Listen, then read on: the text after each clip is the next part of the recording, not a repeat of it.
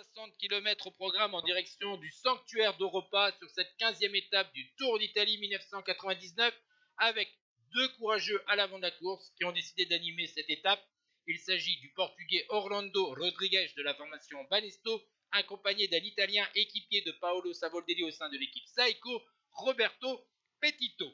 Ces deux hommes vont voir le peloton se rapprocher à vive allure, un peloton mené par la formation Mercatone Uno de Marco Pantani dans ses 5 premiers kilomètres à 4% de moyenne, tandis que la bataille est aussi à l'avant de la course. A noter que Marco Pantani va avoir un ennui mécanique. Il va perdre une bonne vingtaine de secondes sur ses principaux concurrents qui vont attaquer les 7 derniers kilomètres de l'ascension à 8% de moyenne. Et dans ces rampes difficiles, avec un passage à 13%, on va assister à des attaques dans ce peloton alors que Pantani, lui, est ramené par ses équipiers à l'avant de la course. Dans un premier temps, c'est Andrei Zichenko de la formation Seguros qui a donc attaqué, il est repris, puis c'est au tour de Nicolas Micheli de la formation Liquigas. Ensuite, un gros travail de Ivan Gotti et une attaque de Roberto Heras. Mais derrière, eh bien, Pantani est en grande forme. Il rattrape un à un les coureurs distancés par les différents prétendants au classement général. Il survole cette montée finale alors qu'on va arriver dans des rampes à 8%. On reconnaît cette montée. On arrive maintenant dans les derniers kilomètres.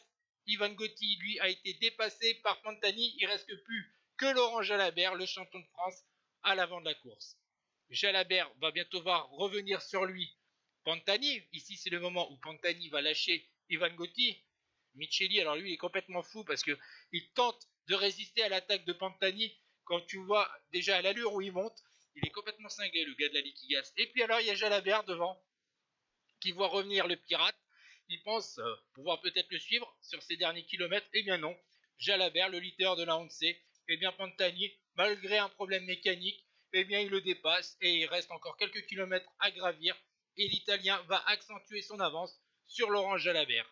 Et c'est donc un véritable numéro en solitaire, incroyable, avec son style particulier en danseuse, que Marco Pantani signe une nouvelle victoire sur ce Tour d'Italie, après notamment son triomphe au Grand Sasso d'Italia. La deuxième place revient donc à Laurent Jalabert à 21 secondes, Gilberto Simonini termine à 35 secondes et Gotti à 38 secondes. Au classement général, Marco Pantani accentue son avance avec 1,54 sur Savoldelli et 2,10 sur Jalabert. Ciao tout le monde.